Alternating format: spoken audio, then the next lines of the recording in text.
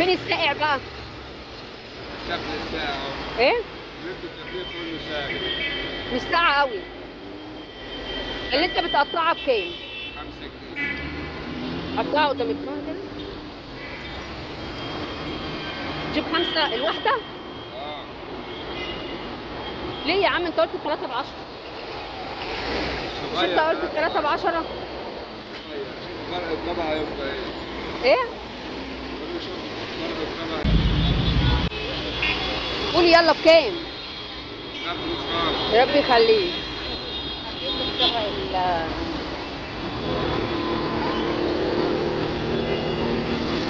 قشرها بقى كده هنا قدام البتاع.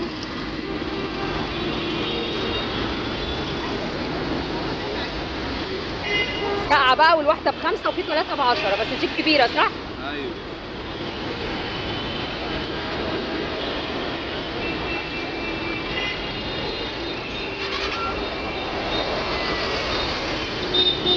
في تشين بلاقيه احمر، هو ده بيبقى مسكر عن التاني؟ اه. الاحمر مسكر عن التاني؟ لا ده مسكر، الاحمر مش مسكر. الاحمر ما بيبقاش مسكر؟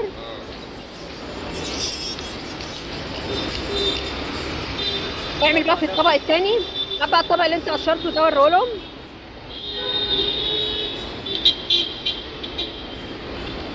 شايفين؟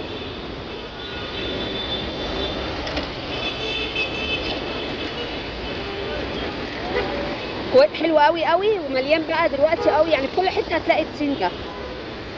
وكمان ممكن بقى تعمليه كمان عصير بيبقى حلو قوي. نقي الكبير زي ما قلت لك والساقع. تمام؟ حط بقى في الطبق التاني. حط هنا 5 وهنا 5 وهنا 5.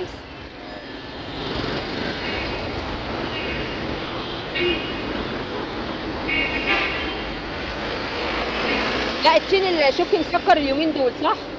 ويتعمل عصير ازاي؟ عصير باللبن. باللبن؟ يعني احط عليه اللبن والسكر بس كده. بس كده. وبعد كده اصفيه بقى. صفيه. ممكن يشرب ببذر وفي ناس بتشربه من غير بذر. بس لا اللي انا اصفيه احسن. ده حلو وده حلو برضه. ده حلو وده حلو؟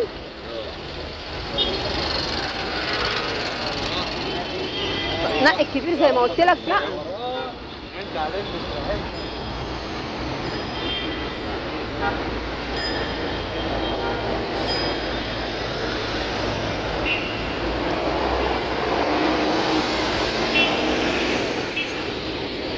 خلاص كده هاتهم بقى الاثنين امسكهم وريه لهم بقى بعد ما قشرته.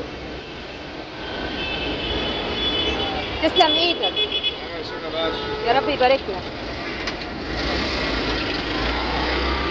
حتى كده هات انا واحد وانت واحد.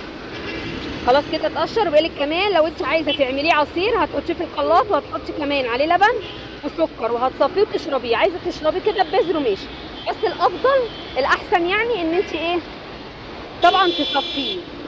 هتصفيه بقى من البذر اللي فيه وخلاص على كده هيبقى حلو قوي. ممكن كمان نطلع نعمله مع بعض. انزلي يلا كده بقى وهاتي بقى التين الشوكي واعمليه عصير او كمان اكلي لي ولادك وبألف هنا وشفا عليك. يلا مين بقى هيجيب التين الشوكي زي كده بقى وهيعملوا عصير؟ بصي بقى حطيه في طبق وحطي عليه تلج عشان هو ما بيتاكلش الا ساقع. يعني انا هروح احطه في الثلاجه واحطه كمان واحط عليه تلج وابتدي بقى اديه للولاد ساقع كده يطري عليهم. يلا بقى اشوفكم في فيديوهات تانيه كتير. فيديو كده خفيف وسريع عن التين اهو. بصوا كمان يا رب يخليك. تسلم ايدك. انزلي بقى هاتي يلا التين الشوكي كده واكلي ولادك وفرحيهم وربنا يا رب يخليكي ليهم. حاجات بسيطه جدا بجد هتفرح ولادنا جدا جدا. خلاص كده هروح بقى، انا سايبه الولاد في البيت هديهم بقى الشنطه دي هينسوا كمان ان انا كنت بره. سقعيه بقى كده او حطي له كمان تلج هيبقى حلو جدا جدا. او اعملوها لهم كمان عصير. اشوفكم في فيديوهات تانيه كتير واسيبكم في حفظ الله ورعايته. والسلام عليكم ورحمه الله وبركاته. باي. سلام.